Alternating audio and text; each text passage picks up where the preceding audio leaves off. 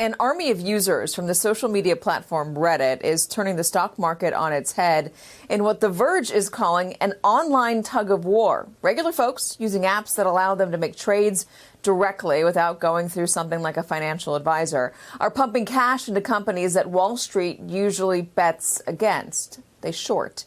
And they are winning. Normally cheap stocks like GameStop have soared nearly 700% in the past 2 weeks.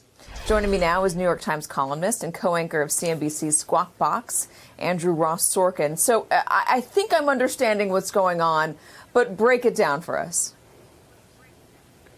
This is Occupy Wall Street, but playing with money. So a group of folks, what started out was a group of folks on Reddit decided that they were going to take down hedge funds that had been betting against the stock, for example, of GameStop.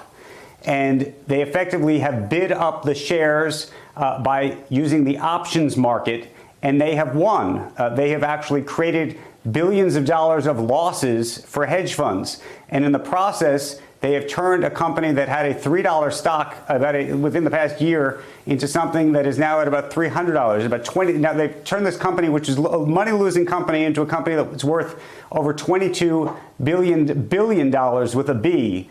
And I will tell you, I've never seen anything like it. I'm concerned about it deeply because when the music stops, somebody is going to be left without a seat. And the likely loser is actually not going to be the hedge funds. It's actually going to be, quote unquote, the protesters in this case. So explain that, because what I can gather from my rudimentary reading on this is that the intention here is to take down the hedge funders. They want to make them lose so much money that they can't operate any longer, that they feel the pain. But when the music stops, as you said, and say there's a Reddit user that's still holding on to a ton of GameStop stock priced at a number that is not reflective of the market value, what happens to them? They're going to be the loser, and that's the issue. This stock is trading now at about $300 a share. You know, we could argue what it's really worth. Maybe it's worth $10, $20, $30, maybe $40 even, but it's clearly not worth where it is today by a square mile.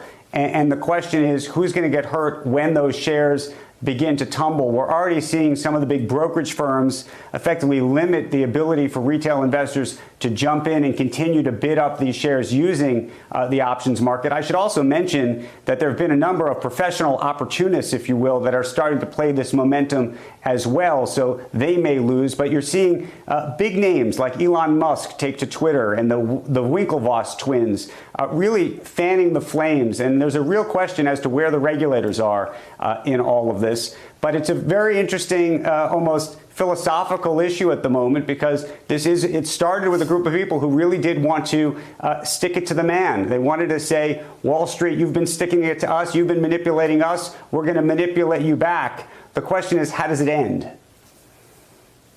Yeah, it's interesting. The Fed chair was asked about it. Jen Psaki was asked about it at the White House news conference. I guess the bigger question is, we have no time left for it, but I'll ask it. How disruptive can this be in the long run?